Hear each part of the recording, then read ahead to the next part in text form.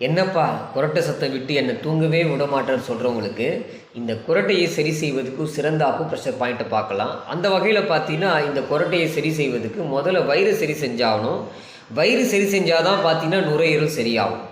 அப்போது முதல்ல என்ன சரி செய்யணும் பார்த்தீங்கன்னா, வயிறை சரி செய்வதற்கு தொப்புலேருந்து 6 விரலுக்கு மேலே இந்த இடத்துல தொடர்ந்து ஒரு 3 நிமிஷம் காலை மாலைன்னு 2 வேளை உணவு சாப்பிட்டு 2 மணி நேரம் கழித்து இந்த இடத்துல சிகிச்சை செய்யும் பொழுது இந்த குரட்டை சத்தம் மாற ஆரம்பிக்கும். நல்ல விதமாக தூங்க ஆரம்பிப்பாங்க. இதனோட நுரையீரலும் சரி செஞ்சாகும்.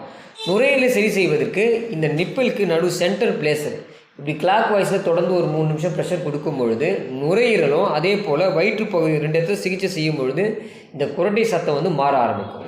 நன்றி, வணக்கம்.